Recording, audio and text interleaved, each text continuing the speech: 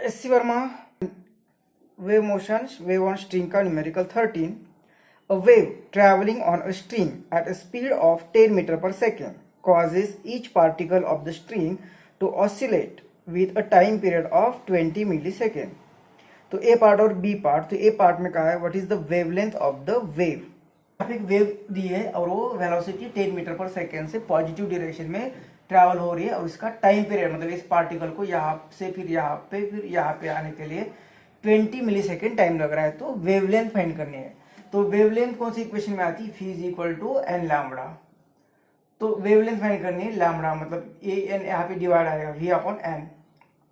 लेकिन हमें फ्रीक्वेंसी नहीं दी, टाइम पीरियड दिया है। तो टाइम पीरियड और फ्रीक्वेंसी में क्या रिलेशन होता है, एक दूसरे को इनवर्स होते हैं। मतलब 1 upon T is equal to N. तो यहाँ पे 1 अपॉन एन मतलब, तो 1 अपॉन एन मतलब क्या आएगा टी।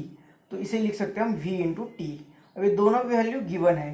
तो lambda is equal to velocity दी है 10 मीटर पर सेकेंड और टाइम पीरियड दिया है 20 मिली सेकेंड। तो इसको सेकेंड करेंगे तो 10⁻³ से मल्टीप्लाई करना पड़ेगा। तो लैम्बडा इज इक्वल टू ये 1 और ये 2 मतलब 2 इंटू 10⁻² और ये -3 तो ये 10⁻⁻1 मतलब कितनी वेवलेंथ आएगी 0.2 और यूनिट मीटर में दिया है तो इतनी मीटर ये वेवलेंथ आ जाएगी। लैम्बडा इज इक्वल टू 0.2 तो ये आ गया 0.2 मीटर। बुक में इसका आंसर सेंटीमीटर में दिया है तो सेंटीमीटर करना है तो 100 से मल्टीप्लाई करना पड़ेगा। तो एक जीरो के कारण 2 आ जाएगा और ये 20 centimetre.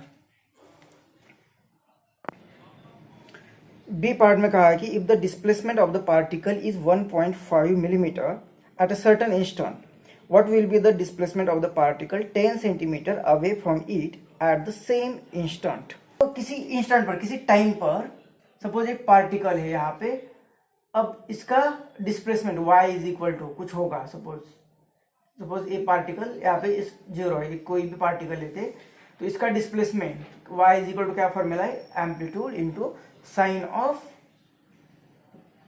kx minus omega T. Suppose इतना डिस्प्लेसमेंट होगा कब, एट टी, टाइम टी के लिए। तो उसी टाइम के लिए एक दूसरा पार्टिकल, कौन सा पार्टिकल, यहां से हमें दिया है कि 10 सेंटीमीटर पे जो होगा वो मतलब ये ओरिजिन से सपोज 1 सेंटीमीटर पे है तो ये पार्टिकल कौन सा जो इससे 10 सेंटीमीटर में होगा। तो ऐसा कोई भी पार्टिकल उसका डिस्प्लेसमेंट कितना होगा ये हमें क्वेश्चन में पूछा है। तो मतलब यहाँ पे सपोज हम एक वेव निकालते और इस वेव का सपोज कोई भी पार्टिकल, सपोज ये पार्टिकल या इनिशियली पार्टिकल कि जो कितने डिस्टेंस पे, इसका x इज इक्वल टू 0 है और दूसरा पार्टिकल सपोज ए ले लिया कि जिसका x इज इक्वल टू क्या है, ये दोनों के बीच में डिस्टेंस कितना है lambda. So x is equal to lambda है। तो ये पॉइंट और ये पॉइंट इनके बीच में डिस्टेंस का डिफरेंस मतलब पाथ का डिफरेंस कितना है लैम्बडा। तो क्या कहा हमने, पाथ का डिफरेंस कितना है, इसका डिस्टेंस है x माइनस इसका डिस्टेंस करते हैं तो ये लैम्बडा माइनस 0। तो ये पाथ डिफरेंस आया, दोनों के बीच में दूरी कितनी है लैम्बडा। अब यहाँ पे ये 0 इसका फेज एंगल लिखते हैं इधर। तो ये पूरा साइकिल कंप्लीट हुआ तो 2 पाई लिखते हैं हम। ये यहाँ पे आधे इस पे पाई लिखते हैं और ये 0 ये π/2 होता है, ये 3π/2 होता है। तो ये होते हैं फेज, ये पॉइंट के फेज। और यहाँ पे फेज कितना है 0, इस पॉइंट का फेज कितना है 2 पाई। तो दोनों में फेज डिफरेंस कितना है 2 पाई माइनस 0 मतलब फेज डिफरेंस कितना है, यहाँ पे दो पॉइंट के बीच में फेज डिफरेंस 2 पाई है। मतलब जब पाथ डिफरेंस लैम्बडा होता है तो फेज डिफरेंस 2 पाई होता है। अब हम इसके जगह पे दूसरा पार्टिकल ले लेते सपोज यहाँ का कि जिन इसके और इसके बीच में एक दूरी कितनी है, पाथ डिफरेंस लेट से x। तो पाथ डिफरेंस अगर x होगा तो इस पॉइंट के और इसके बीच में फेज डिफरेंस कितना होगा, तो फेज कितना होगा 5। तो हम फाइंड कर सकते हैं, क्रॉस मल्टीप्लिकेशन करेंगे तो ये 5 into lambda is equal to 2 pi into x.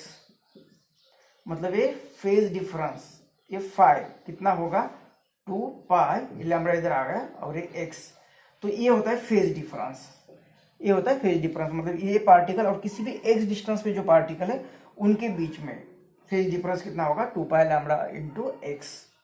तो उसी तरह से यहाँ पे जो भी पार्टिकल दिया है जिसका डिस्प्लेसमेंट हमें दिया हुआ है कि 1.5 सेंटीमीटर। तो वहां से x डिस्टेंस पे जो पार्टिकल होगा तो वो पार्टिकल एक मतलब सपोज ए पार्टिकल है AX1 AX2, इनके बीच में पार्ट डिफरेंस 10 सेंटीमीटर है, मतलब ये x 10 सेंटीमीटर है। और फेज डिफरेंस मतलब ये फाई कितना होगा, तो इस फॉर्मूला से हम फाइंड कर सकते हैं फेज डिफरेंस।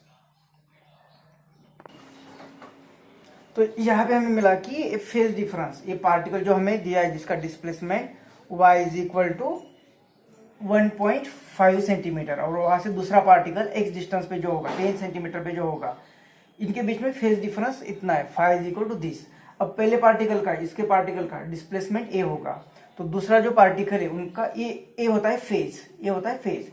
अब दूसरा पार्टिकल जो होगा, जैसे हम राइट साइड में चल रहे हैं तो 0 पाई 2 पाई फेज बढ़ रहा है, तो इसके आगे जो पार्टिकल होगा उसका फेज ए जो होगा वो ज्यादा होगा। कितना ज्यादा होगा, तो इतना फाई, मतलब उसका डिस्प्लेसमेंट क्या आएगा, वाई ए साइन ये जो होगा के एक्स माइनस ओमेगा टी।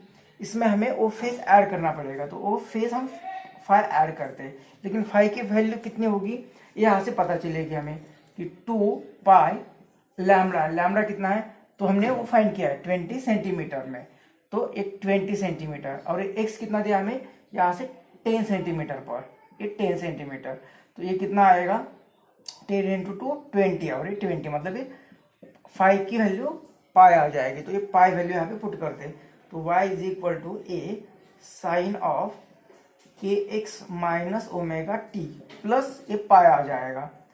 अब साइन सपोज ये पूरा एंगल जो है फेज यहाँ पे ये इसे थीटा कहते हैं, तो साइन ये थीटा और इसमें प्लस पाई, तो साइन थीटा प्लस पाई क्या आता है, तो वो आता है is equal to minus sine theta.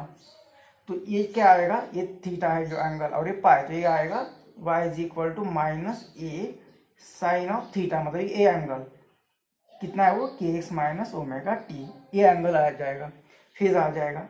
और इसकी वैल्यू कितनी है, इसकी वैल्यू तो ए है, और ये कितना दिया है, ये डिस्प्लेसमेंट दिया इस पार्टिकल का, और वो डिस्प्लेसमेंट कितना दिया है 1.5, मतलब इसकी वैल्यू कितनी 1.5। तो ये y उस पार्टिकल का डिस्प्लेसमेंट कहाँ पे at x is equal to 10 centimetre, ये कितना आ रहा है, ये वैल्यू है 1.5, सिर्फ वो माइनस आ जाएगा।